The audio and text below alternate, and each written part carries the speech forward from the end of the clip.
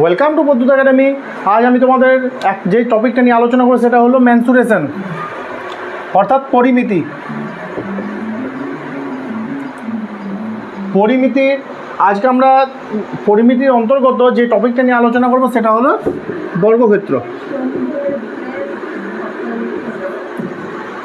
বিগত কয়েক বছর এনটিপিসিতে তোমাদের বর্গক্ষেত্র থেকে বেশ কিছু কোশ্চেন এসছে। প্রথমে আমরা থিওরিটা সম্বন্ধে একটু আলোচনা করে নেব, তারপরে কোশ্চেন নিয়ে আলোচনা করব, ঠিক আছে? তাহলে দেখো, প্রথমে আমাদের জানতে হবে বর্গক্ষেত্র চিত্রটা কীরকম হয়।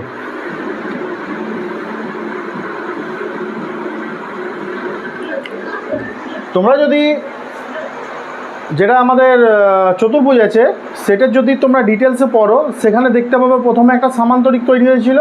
একটা চতুর্ভুজের যখন বিপরীত বাহুগুলো পরস্পর সমান এবং সমান্তরাল ছিল, বা এক কথায় যদি বলতে চাই যে একটা সামান্তরিক তখনই হবে যখন একটি বর্গক্ষেত্রের এক জোড়া বিপরীত বাহু সমান এবং সমান্তরাল হবে।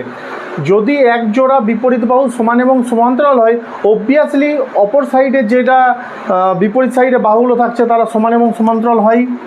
যেমন দেখো, এটা একটা সামান্তরিকের চিত্র। এই দুটো বাহু সমান এবং সমান্তরাল হলে অবভিয়াসলি এই দুটো বাহু সমান এবং সমান্তরাল হবে। এরপর সামান্তরিক থেকে এসেছিল আয়তক্ষেত্র। আয়তক্ষেত্রের ক্ষেত্রে কী হয়েছিল, একটা সামান্তরিকের যখন একটি কোণ 90 ডিগ্রি হয়েছে তখন সেটা হয়ে গেছিলো আয়তক্ষেত্র। যেমন দেখো, এটা ছিল আমাদের আয়তক্ষেত্র, যেখানে বিপরীত বাহুগুলো পরস্পর সমান এবং সমান্তরাল হয়, ঠিক আছে? এরপর দেখো, একটা আয়তক্ষেত্রের যখন সন্নিহিত বাহুগুলো পরস্পর সমান হয়ে যায় তখনই সেটা একটা বর্গক্ষেত্রের রূপ নেয়। যেমন দেখো, এটা একটা বর্গক্ষেত্র, তার মানে এখানে প্রত্যেকটা কোণ 90 ডিগ্রি অ্যাঙ্গেল করে থাকবে এবং একটা বাহু যদি এ হয়, চারটা বাহুর দৈর্ঘ্যই এ হবে, ঠিক আছে? তাহলে একটা বর্গক্ষেত্র চেনার উপায় কি? একটা বর্গক্ষেত্র চেনার উপায় হলো ওই চতুর্ভুজটার চারটা বাহুর দৈর্ঘ্য সমান হবে, পরস্পর সমান হবে এবং প্রত্যেকটা কোণই 90 ডিগ্রি করে হবে। এখানে চারটা বাহুর দৈর্ঘ্য যদি শুধু সমান বলা হয় তাহলে কিন্তু রম্বসও হতে পারতো, কারণ রম্বসেরও কিন্তু চারটা বাহুর দৈর্ঘ্য সমান হয়। রম্বস এবং বর্গক্ষেত্রের মূল যেটা ডিফারেন্স সেটা হলো, বর্গক্ষেত্রের ক্ষেত্রে কর্ণদ্বয়ের দৈর্ঘ্য পরস্পর সমান হয় এবং রম্বসের ক্ষেত্রে কর্ণদ্বয়ের দৈর্ঘ্য পরস্পর অসমান হয়, ঠিক আছে? তাহলে দেখো, এখানে যে আমরা বর্গক্ষেত্র পেয়েছি, সে বর্গক্ষেত্রের আমরা প্রথমে কিসের ফর্মুলা বের করব? প্রথমে আসছে আমাদের পরিসীমা। পরিসীমা হয় চারটে বাহুর দৈর্ঘ্যের সমষ্টি, অর্থাৎ এ প্লাস এ প্লাস এ প্লাস এ। তাহলে কি চলে আসছে? 4a। আমরা যদি এটাকে সিঙ্গেল লাইনে বলতে চাই তাহলে কি বলবো? 4 ইন্টু এ মানে কি? বাহুর দৈর্ঘ্য। তাহলে 4 ইন্টু বাহুর দৈর্ঘ্য, তাহলে 4 ইন্টু বাহু হয়ে যাচ্ছে আমাদের বর্গক্ষেত্রর পরিসীমার সূত্র, ঠিক আছে? আচ্ছা, এরপর পরিসীমার পরে আসে কর্ণের দৈর্ঘ্য। কর্ণ আমরা কীভাবে বের করব? একটা বর্গক্ষেত্রের কর্ণ নির্ণয়ের প্রসেসটা হলো, দেখো, আমরা যদি একটা কর্ণকে আঁকি, দুটো কর্ণ আঁকছি না, একটাই আঁকছি বোঝাবার জন্য, তাহলে এই কর্ণটার দৈর্ঘ্য আমি কীভাবে বের করব? আমি আগে বলেছি বর্গক্ষেত্রের ক্ষেত্রে কর্ণদ্বয়ের দৈর্ঘ্য পরস্পর সমান হয়। তাহলে এই কর্ণের দৈর্ঘ্যটা আমরা কীভাবে বের করব? দেখো, এই কর্ণটা যখন আমি টেনেছি, এইটা তো একটা 90 ডিগ্রি, তাহলে এটা যদি লম্ব হয়, এটা যদি ভূমি হয়, তাহলে এটা কর্ণটা হয়ে যাচ্ছে আমাদের অতিভুজ। আমরা যদি সমকোণী ত্রিভুজের ধর্ময় যাই তাহলে সেখানে পরিষ্কার বলা ছিল লম্ব স্কোয়ার প্লাস ভূমি স্কোয়ার সমান হয় অতিভুজের স্কোয়ার। তাহলে এই ক্ষেত্রে আমাদের কর্ণের স্কোয়ার সমান কী হবে? কর্ণের স্কোয়ার অর্থাৎ এই যে অতিভুজ, অতিভুজটা তো এখানে কর্ণ, তাহলে কর্ণের স্কোয়ার সমান হয়ে যাবে লম্ব স্কোয়ার প্লাস ভূমি স্কোয়ার। তাহলে হয়ে গেল এখানে 2 ইন্টু এ স্কোয়ার। এবার কর্ণ সমান তাহলে কী হবে? এদিকে স্কোয়ারটা ওই পাশে গেলে রুট হয়ে যাবে, তাহলে রুট আন্ডার 2a স্কোয়ার। তাহলে কর্ণ সমান হবে √2 ইন্টু এ, অর্থাৎ √2 ইন্টু বাহু হয়ে যাবে আমাদের এখানে কর্ণের দৈর্ঘ্য। তাহলে দেখো, আমরা এখানে পরিসীমা সূত্র পেয়ে গেছি 4 ইন্টু বাহুর দৈর্ঘ্য, এবং কর্ণের ফর্মুলা এখানে পেয়ে গেলাম √2 ইন্টু বাহু। এখানে তাহলে আরেকটা ফর্মুলা বেঁচে থাকলো, সেটা হলো ক্ষেত্রফল। বর্গক্ষেত্রের ক্ষেত্রফলের ফর্মুলা কি হয়? বর্গক্ষেত্রের ক্ষেত্রফল সমান হয় ভূমি ইন্টু উচ্চতা। আমাদের এখানে ভূমি কি আছে?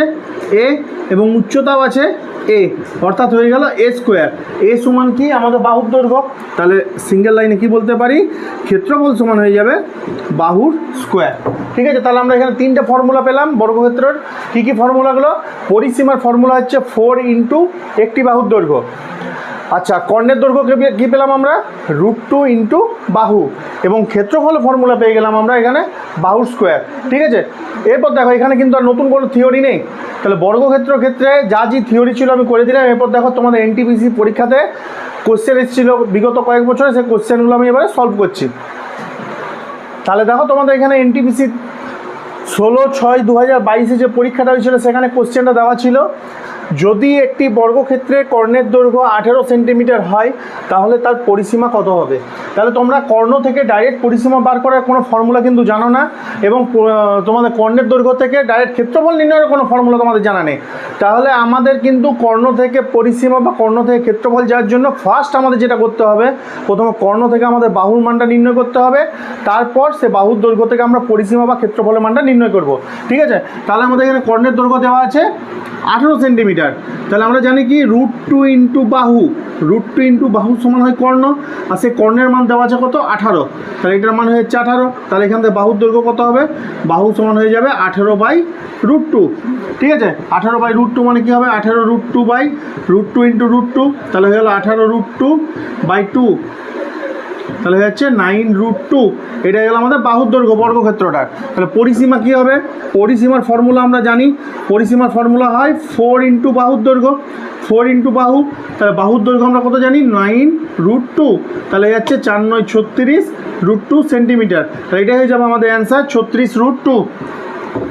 ঠিক আছে, দেখো এগুলো তোমরা কিন্তু আমি একটু ডিটেলসে লিখে দিলাম তাই, নাহলে কিন্তু পরীক্ষায় যদি তোমরা ফর্মুলা জানো তাহলে এই অঙ্কটা সলভ করতে হার্ডলি 10 সেকেন্ডের বেশি সময় লাগার কিন্তু কথা নয়। ঠিক আছে, আরেকটা কোশ্চেন আমরা আলোচনা করছি।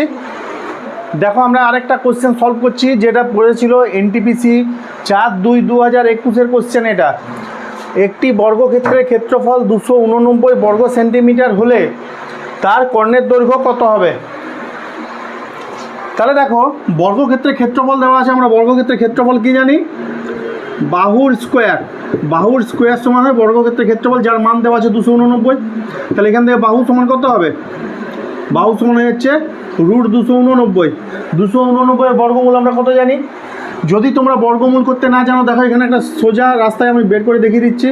শেষের দিক থেকে দুটো সংখ্যা নেব, সরি সংখ্যা বলার ভুল, শেষের দিক থেকে আমরা দুটো অঙ্ক নেব, আর তারপর যেটা বেঁচে থাকছে সেটা সিঙ্গেল যদি থাকে তাহলে সিঙ্গেলই নেব।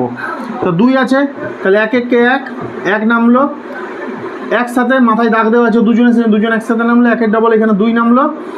কত দিয়ে গুণ করতে হবে?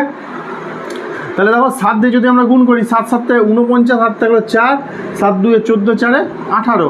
সিস্টেমটা হলো এখানে আমি যত লিখবো টোটাল যে সংখ্যাটা তৈরি হলো সেই সংখ্যাটাকে আমাদেরকে সেই নাম্বারটা দিয়ে গুণ করতে হবে। আমি এখানে 7 দিয়েছি সেই জন্য 27 হয়েছে, 27কে 7 দিয়ে গুণ করলাম। যদি আমি এখানে 8 দিতাম তাহলে হতো 28, 28কে তখন আমাদের 8 দিয়ে গুণ করতে হতো। যদি এখানে আমি 9 লিখতাম তাহলে হয়ে যেত 29, 29কে তখন আমাদেরকে 9 দিয়ে গুণ করতে হতো। ঠিক আছে, তো ভাগ মিলে গেল, তখন এই 7টা যেটা লিখেছি সেটা এখানে যে বসে যাবে। তা 289 বর্গমূল কত হয়ে গেল? এখানে 17। তাহলে বাহুর দৈর্ঘ্য আমি পেয়ে গেছি 17। আমাদেরকে বের করতে পেরেছি কি? কর্ণের দৈর্ঘ্য। তাহলে কর্ণ কী হবে?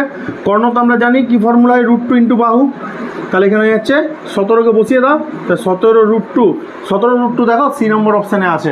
তাহলে এইভাবে কিন্তু আমাদের কোশ্চেনগুলোকে সলভ করতে হবে। ফার্স্ট ম্যাথ শেখার জন্য ফার্স্ট তোমাদের যেটা জানতে হবে সেটা হলো প্রথমে থিওরিটা, একদম ইন ডিটেলস জানতে হবে তোমাকে প্রথমে থিওরি পার্টটা।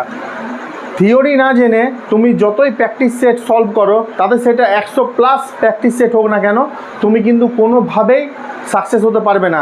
ম্যাথ শেখার জন্য প্রথম ধাপ হলো তোমাদেরকে প্রথম থিওরিটা 100% জানতে হবে, তাহলে যে কোনো অঙ্কই দেখে না কেন তোমরা কিন্তু ইজিলি সলভ করে দিতে পারবে। ঠিক আছে, তাহলে ম্যানসুরেশনের বর্গক্ষেত্র পার্টটা যে আমি আলোচনা করলাম, প্রচুর কোশ্চেন এখান থেকে হয়, আমি জাস্ট দুটো কোশ্চেন নিয়ে আলোচনা করলাম। তোমরা কিন্তু থিওরিতে ভালো করে যদি সলভ করে নাও থিওরিটা, তাহলে কিন্তু কোনো প্রকার সমস্যা থাকবে না। ধন্যবাদ।